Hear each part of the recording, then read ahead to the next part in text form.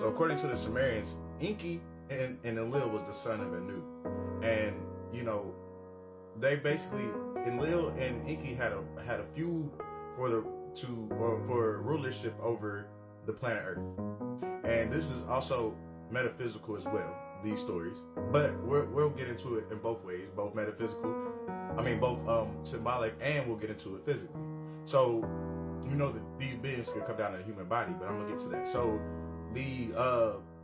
what it is throughout various religions on the earth, Akkadian, Mesopotamian, Muslim, Christian texts, these monotheistic gods of each respective religion, Enki was the god of water, H2O, also known as Khnum, and Ptah the fashioner, and people and animals, or the ability to animate things into being, or to bring things into the spark of life. And you understand that this is dealing with the right-hand angel, or being the right spin of magnetic spin. So when you're talking about, they embody these forces of creation that have their own free will.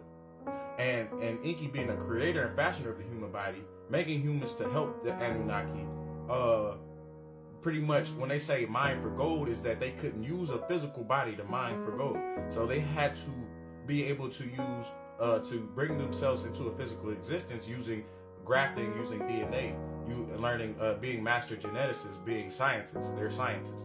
So these beings, being scientists and master geneticists, understood that, you know, the only way they could come down into a physical vessel was to be able to, you know, create the right type of human body based off the DNA they collected throughout the different, throughout the cosmos and also on the earth. So, when you're talking about the gold they were using, right? And this is just so y'all can get this story out of the way. The only reason they was looking for gold and stuff is because the gold deals with what they call monoatomic gold. And this deals with substances of gold that are in its higher forms or aspects. So it's not physical gold, but a gold in a more of a dust or a powder. And they can utilize this substance, and they can convert it into an energy that they use for their electromagnetic fields and things that dissipate because of them being more scientists than them being them having to cultivate themselves spiritually, because they try to do it through science first and not through just a spirituality alone. So this is what's happening, right? So when we get to the story of Adam, right? So the one we call Adam, or Adapa in Mesopotamian, or Edom or Zakar, is this being we call Adam, you feel me? And Eve, known as many different names as well, is also in multiple mythologies with slightly different stories, depending upon the religion and what God was over that cult of that religion that these people are following, right? So ultimately, religion as a whole being is a toned down, unclear, confusing energy or version of the true story, basically trapping you under a deity or an aspect of creation, but not the full creation itself. And so not the highest, but this ain't the highest God, but, or the one we call the Most High, but simply referred to as Yahweh, which is an aspect of this was one we call Enki or Thoth, and then you have Enlil, the one we call Baal, or I mean not Baal, Enlil, the one we call Set, but also he's known as Baal as well, and many different other names depending upon if you're talking about his son or whatever, or they could be the similar same energy, whatever. So Enlil is Satan in the Bible. And, you know, he's opposing his brother. So the serpent, or the snake, right?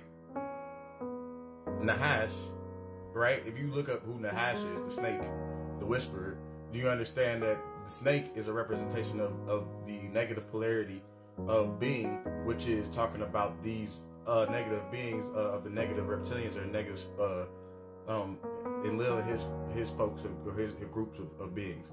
And so the serpent is also a representation of this Kundalini energy, but I'm gonna talk about that later. So when you're talking about Adam and Eve in particular, right?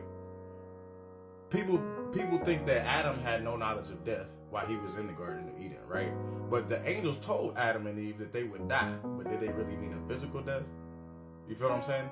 The angels knew that Adam and Eve wouldn't die no physical death. But the angels didn't want Adam and Eve to eat of the tree of life.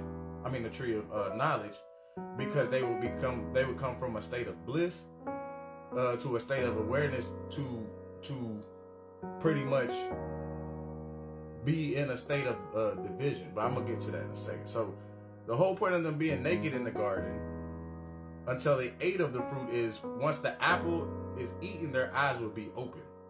Meaning they will become aware of their private parts. They will become aware of their nudity. You feel me?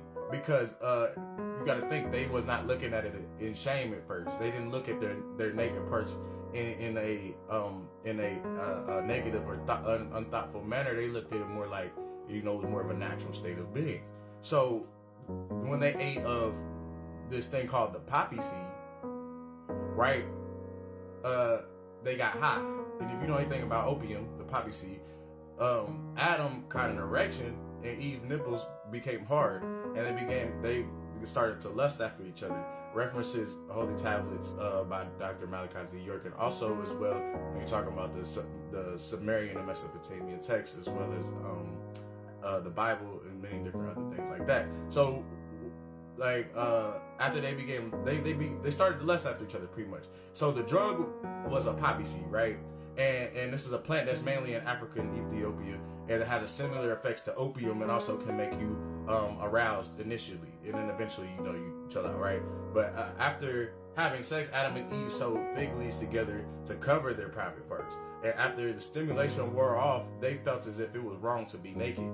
So not just getting hard naturally as the body does without the external stimulation, but now now they looking at each other's private parts and get areas and having arousal around those parts. So the poppy seed can come in a variety of colors, and it's also used as a food, and it's used for flavor and oil and stuff like that. But many Africans and Muslims still eat the poppy seed. And the poppy seed is transformed into opium when the white substance, so basically they didn't wash the white substance off of the poppy seed, and this milky white substance that's stuck on the poppy seed is the thing that actually makes them high. So a drug that makes you think you're wise is the opium, right? So the apple was a pomegranate apple and was confused with the poppy seed, because the poppy seed is what makes you think you are wise. And we're talking about the tree of knowledge, understanding that the only thing surpassing knowledge is the state of being of bliss itself. But we'll get back to that. So, which is only confusing to Adam and Eve because they look similar to a fruit plant. And what is this fruit plant? We're talking about, how can they say apple? Because they're talking about a pomegranate apple. So you're talking about how you confuse the pomegranate apple with a poppy seed. So when they, violated the first commandment of God, which is actually Enki, Yahweh, to not eat of the fruit, they gave up the consciousness of bliss and were put out of garden. So they gave up this consciousness of having this bliss state to come into a state of division, or to be able to see things from a state of, of illusion instead of being in that wholeness bliss state. So when you're talking about the garden was located in what they call Saudi Arabia right now, Mecca. But, this is also where they have all these rivers and different things going on, and this fertile land. So this is the whole story, right? And this is the whole gist of the whole Adam and Eve story. When we're talking about Enki being in the garden, and Enki being the scientist that put them in a laboratory in the garden, right? And, ultimately this laboratory was actually created because it was a place where they could graft these humans. And so that's what happens is these humans being grafted, they weren't the first humans. There was beings that was already on the earth, and I'll pull up that scripture for y'all in the Bible. But when you're talking about humans, the present day human that they needed to create as a worker, which was actually, nothing wrong with that, because you got to think they have free will to be able to create what they want. They wanted to create humans, they could create humans. But you have to remember, if you go against the will of the Father, then, you have to be able to fix back up the everything else. And that's what happens is